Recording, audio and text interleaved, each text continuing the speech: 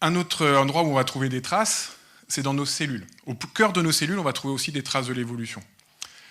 La première chose déjà, c'est que si vous regardez tous ces organismes bien différents les uns des autres, en fait, ils ont une particularité, c'est qu'ils ont tous le même ADN. L'ADN de tous ces organismes est exactement identique et le code génétique de ces organismes est exactement identique. C'est-à-dire que la façon dont on lit le code génétique pour faire des protéines, c'est la même chose qu'on soit une bactérie ou une plante verte, un être humain ou un insecte. C'est tout, pour tout le monde pareil. C'est toujours fait à partir de 4 lettres, A, T, C et G. C'est qui vont donner les acides aminés ensuite pour faire des protéines. Et ça, en fait, ça a été un outil qui a été découvert assez tardivement, mais par contre qui a été extraordinaire pour reconstituer l'histoire du vivant. Parce qu'en fait, à partir de ça, on peut très facilement savoir qui est plus proche de qui. Il suffit de prendre des gènes identiques, des morceaux d'ADN dont on sait qu'ils ont la même position dans les génomes et qui sont homologues, c'est-à-dire qu'ils ont été hérités d'un ancêtre commun. Et ensuite, il suffit juste de lire les lettres. Par exemple, si je prends cette séquence et que je nous prends nous comme référence, une fois n'est pas coutume, bah vous voyez bien que si je regarde la séquence qui est indiquée ici, je vais avoir plus ou moins de différence avec les autres séquences. Et l'hypothèse derrière que je peux faire assez simplement, c'est que plus je vais être loin d'un ancêtre commun avec l'autre espèce, et plus il y a de chances que j'ai eu des différences qui se soient accumulées au cours du temps. Et du coup, si on fait cette hypothèse-là et qu'on reconstitue petit à petit les choses, ben on arrive à reconstituer un arbre. On voit bien que j'ai qu'une différence avec le scarabée, donc l'être humain et le scarabée doivent être plus proches. On en a 3, derrière le champignon est plus proche de tous les animaux, derrière c'est les plantes, et puis enfin c'est les bactéries qui sont très différentes de nous. Et ça a été appliqué depuis maintenant un peu plus d'une trentaine, quarantaine d'années à tous les êtres humains, à tous les êtres vivants sur la planète. Et voilà à peu près ce que ça donne quand on complique un petit peu l'arbre et qu'on prend un peu plus de façon diversifiée. Vous avez ici toutes les bactéries, les archées qui sont aussi des organismes unicellulaires. Vous avez les champignons, les machins comme ça. Nous, on est quelque part par là. Et puis là, vous avez tout ce qui est plantes, tout plein d'autres groupes. En fait, nous, on est juste un petit point là-dedans, au milieu de tout ça. Ça, c'est les eucaryotes, les cellules à noyau, et les primates sont là. Donc ça, cet ADN, en fait, il nous permet de reconstruire l'évolution du vivant. Et parmi cette reconstruction de l'évolution du vivant, bah, ça permet aussi de reconstituer l'évolution, en particulier de notre espèce, qui est souvent celle qui nous intéresse le plus, l'être humain. Et grâce aux fossiles et à l'ADN, par exemple, c'est comme ça qu'on a pu montrer que notre histoire à nous, elle débute en Afrique, et qu'on est tous issus de la migration de populations africaines à travers la planète, qui ont conquis, depuis l'Afrique, en passant par l'isthme qui est ici, l'ensemble de la planète petit à petit. Donc ça, c'est les fossiles et l'ADN qui nous le disent. Et au passage, eh ben, on a gardé et on a été soumis à des environnements différents, et on a gardé aussi la trace de ces environnements en nous. Il y a des choses qui ont été sélectionnées au cours du temps chez nous. La sélection naturelle, elle fonctionne aussi chez l'être humain, et on en trouve encore la trace aujourd'hui. Il suffit de regarder 2 cartes pour voir ça. C'est la carte de la distribution de la coloration de la peau à la surface de la planète, et la carte des radiations solaires à la surface de la planète. Et même si on n'est pas familier avec ça, on voit bien que quand même, il y a l'air d'avoir une corrélation entre les deux. C'est-à-dire qu'on a l'air d'être un peu plus bronzé quand on est entre les deux tropiques, là où il y a le plus de radiation solaire. Et puis on est nettement moins quand on est vers les pôles. Et en fait, ça, c'est lié à la sélection naturelle, parce qu'en fait, être bronzé ou pas, ça va avoir des avantages différents suivant l'environnement dans lequel on est. La sélection naturelle, un truc dont il faut se souvenir, c'est qu'elle est relative. On n'est jamais le meilleur dans l'absolu, on est le meilleur dans un environnement donné par rapport à d'autres qui sont présents en compétition avec nous. Par exemple, si je prends ici 2 colorations très distinctes de la peau, là où il va y avoir beaucoup de radiation solaire, ça va être très intéressant d'être comme ça, parce que je vais pouvoir résister à ces radiations, alors que si je suis tout blanc, je ne vais pas résister à ces radiations, et du coup, je vais avoir plein de problèmes de type cancer de la peau et de choses comme ça. Ça va être très, très, très désagréable. A l'inverse, si je suis dans un endroit où il n'y a pas beaucoup de radiation solaire, avoir la peau blanche, c'est très intéressant parce que je vais pouvoir absorber les UV plus facilement, et les UV sont nécessaires à la synthèse de la vitamine D. C'est la seule vitamine qu'on fabrique nous-mêmes, et malheureusement, on a besoin du soleil pour faire ça. Ce qui vous explique pourquoi souvent on est déprimé en hiver, c'est parce qu'on manque justement de vitamine D en particulier, lié à ce faible ensoleillement. Moi, j'ai habité en Grande-Bretagne, comme je vous l'ai dit, pendant 3 ans. Habiter en Grande-Bretagne, pour quelqu'un qui est noir de peau, c'est compliqué. on est obligé d'avoir une supplémentation en vitamine D pour compenser le manque de synthèse. C'est pour ça qu'un anglais, c'est plutôt assez délavé en général, et c'est pas très coloré. Et à l'inverse, si vous prenez un anglais et que vous le mettez sous les tropiques, il devient vite rouge. Mais il bronze pas, il devient très très rouge. Et c'est pas bon pour lui non plus. Et en fait, ce truc-là, on se rend compte que ça nous explique la diversité de la coloration de la peau à la surface de la planète. En fait, on a eu plusieurs sélections et contre-sélections de la coloration de la peau. On est parti d'un individu qui était probablement tout noir. Quand on prend l'ADN des hommes les plus anciens, on a des traces qui semblent nous indiquer qu'ils avaient plutôt la peau noire, ce qui est cohérent avec la position géographique qu'ils occupaient. Quand ils sont sortis d'Afrique, ils se sont retrouvés dans des endroits moins ensoleillés, où il est devenu plus intéressant d'avoir une peau un peu plus claire parce que ça permettait de fixer mieux la vitamine D. Ils ont continué à se déplacer. De temps en temps, il y a quelques populations qui sont redescendues vers les tropiques. Ils sont redevenus noirs. Il y a des personnes qui sont très noires de peau en Inde. Mais si vous regardez, à part la coloration de la peau, ils n'ont absolument pas une tête d'Africain. Hein. C'est rien à voir avec un Africain, un Indien. Mais pourtant, il peut être de coloration très, très prononcée. Ils sont restés plutôt blancs dans ce coin-là. Quand ils sont descendus du côté de l'Australie, ils sont redevenus tout noirs. Vous savez qu'il y a tout un archipel qu'on appelle la Mélanésie.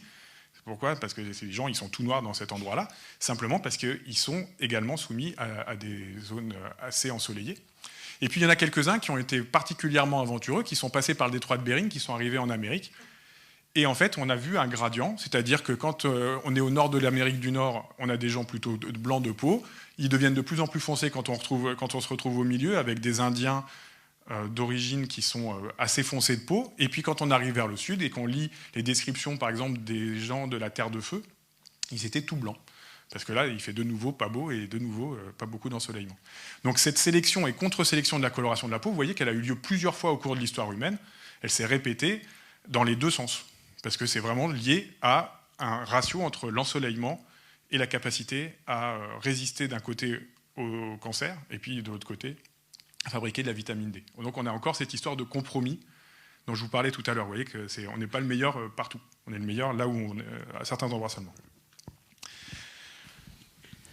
Oui, je vous remercie de votre exposé, mais moi j'ai toujours une difficulté avec les processus aléatoires et la variabilité purement aléatoire. Et je me suis demandé si c'était volontairement que vous n'ayez pas cité Lamarck dans votre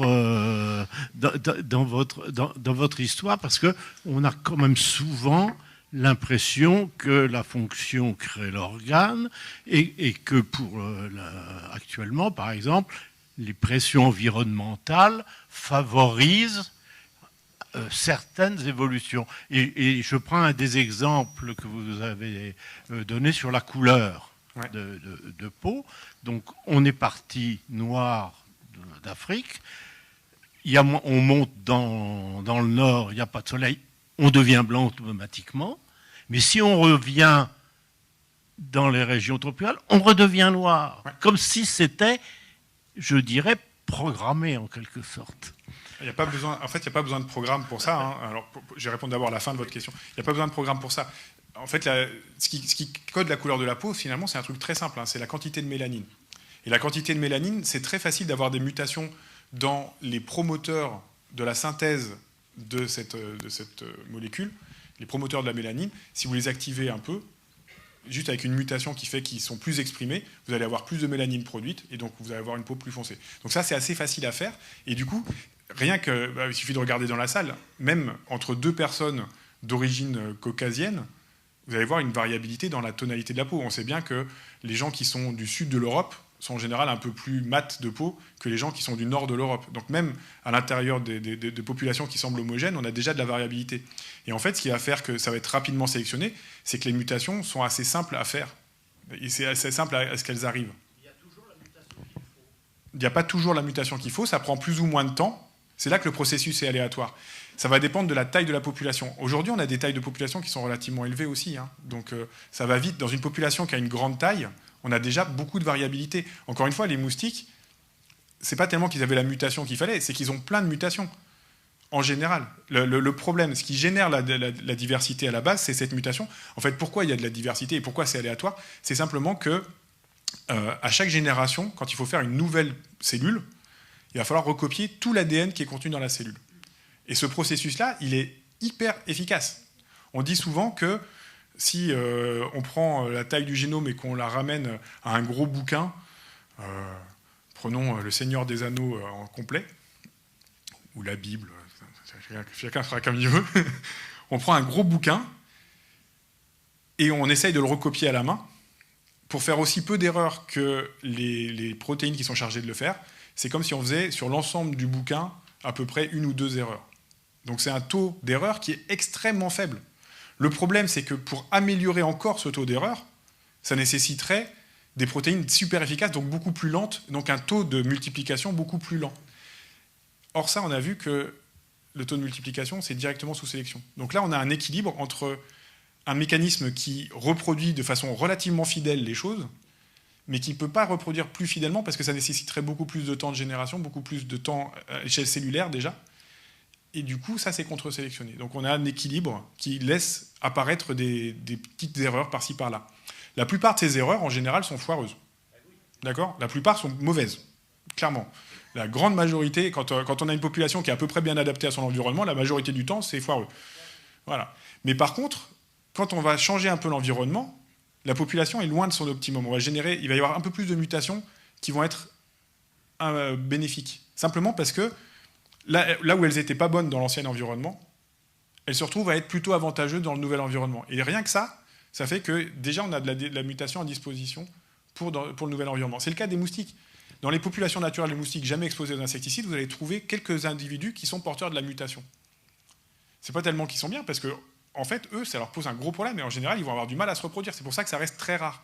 Mais encore une fois, les moustiques, c'est des millions d'individus dont on parle. Donc,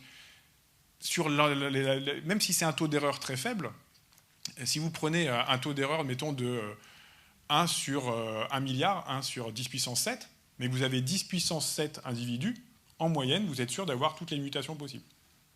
Si vous avez la possibilité d'avoir un taux d'erreur comme ça, vous allez avoir ce taux d'erreur de toute façon. Le principe de probabilité, il est là aussi. C'est que tout dépend de la taille de votre population à l'origine. Donc du coup, effectivement, il y a déjà une grande variabilité qui est disponible et qui va ensuite, avec le temps, va pouvoir aussi apparaître de nouvelles mutations. Mais cela dit, en général, souvent les adaptations rapides, elles sont liées à des populations petites, enfin des grandes populations, des espèces qui se reproduisent vite, parce que en fait la mutation elle est déjà là dans l'environnement à cause de ce processus de copie qui n'est pas tout à fait efficace. Complètement. Voilà. Mais en même temps, il n'est pas si mal que ça. Moi, j'aimerais bien, sur un bouquin énorme, arriver à faire qu'une seule erreur. Chapeau, quand même.